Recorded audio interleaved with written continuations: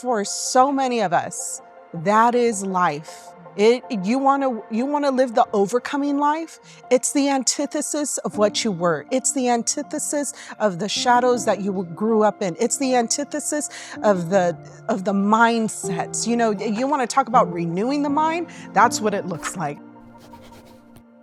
Because you spoke earlier, Mo, about like thinking walking with God is just like, it was kind of this apathetic, like you're just going to do all the work. And apathy is when we succumb to temptation. This like, oh, I don't need to fight against this. Just this past year, 2021, my husband Aaron and I were going out of town for our vacation for our anniversary. And I was going to pick up a book to read by the pool. So we're in the Austin airport and I'm walking through looking at all the books. And I picked up a book that is also a TV show that you can do whatever you want with your own life. I have personally chosen not to watch because I know that it would tempt me into things that I don't need to be thinking about, all the things. Yeah, totally. Everyone do your own thing. That's for me. So, but there was a book and I thought, I bet I could read the book. I love reading. I love good stories. And so I picked up the book knowing good and well why I personally have chosen not to watch that show. But here's the book. And so I'm walking around, getting some snacks, getting ready to get on the plane. And I keep feeling like, why are you doing this? Yeah. Like you're trying to get around what I've asked you not to do. Like it's a book. I can skip pages, all the things. And I literally kept feeling that the whole time I'm in there. Aaron's picking out a book. I've got my book. And we get to the checkout line. There's like one person in front of us. And I say to Aaron, I don't think I can get this book. Like I want this book. Like I want to read this story. I know what this book is going to do to me. And it's going to cause me to fall into temptation. And that's not a like pat on the back. That is a like when you walk by the Spirit. Responding to what God was asking me. And so that temptation, as someone who's been walking with the Lord for 20-something years, happily married, I was tempted to read a very explicit sexual novel because it's a book and I can read it. I can process. Yeah, all the things. But it was for me in that moment of like, I want to listen and discern and like the Spirit to move in me to where I don't want to fall into that temptation. Yeah, but you were sensitive to the Spirit too. You know, some people can actually have, you know, a prick conscience, but some don't have a conscience at all and still call themselves a believer. And so like, when we talk about temptation, it may not be overtly sexual. It may not be overtly like a TV show or something that we would deem like something that's visible and very public or can be seen by all. Sometimes it's just an attitude. Like in the earlier part of my marriage, I remember, you know, just living in Chula Vista, California in a 2-bedroom apartment, 4 kids. And my husband was bivocational, worked at the church and worked a full-time job. And so we were like 2 ships just sailing through the night, you know. And I can feel that right now. But you know, it's a reality for so many. Like, you know, this is life. This is what you do. To get ahead and to make a life and to build a life. And so for me, it was, you know, it was just a little attitude that I call negativity. And it started with, you know, just the atmosphere in my home as a little kid. It was always something very, very negative or something like a shortcoming. And it was always hammered down, like, you know, just a negative air in the home. I wasn't aware of it until I had my own children. And so the girls were really little, 2, 1, and twins that were newborn. And so being in this 2-bedroom apartment, you know, it brings up emotions where sometimes because of our attitude, it leads us in a path of shadows that you're not prepared for. And so the temptation was darkness for me, depression, sadness, postpartum depression, the feeling of where today, you know, today's generation, they call it not being enough. It was in my generation, I can't do this. I can't do this.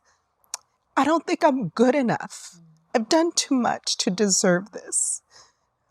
To get the responsibility and the pleasure of raising a family where, you know, you didn't come from the right side of the tracks. Ooh. And so, I think for me, it was the slow build of coming out of a pit where you're so used to that muscle of negativity. I can't do this. I'm so sad. I'm a sad creature. I don't deserve to raise a family of kids. Will I have happy kids? Why did I even have them? And so it's that mirror back. You're constantly saying it. Well, you're the one hearing it. Constantly saying it, the one hearing it. And then finally, it was just the wisdom of a woman, sitting, one of my family members sitting at the table.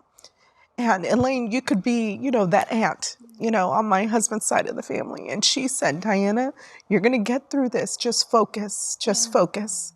And so it was the Spirit of God.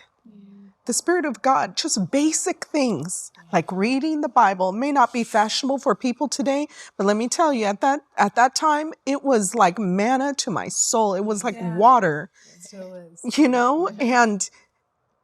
And that was a lifeline for me. It was like, I was too busy saying into the atmosphere what I wasn't when the Word of God was saying who I was. That's good.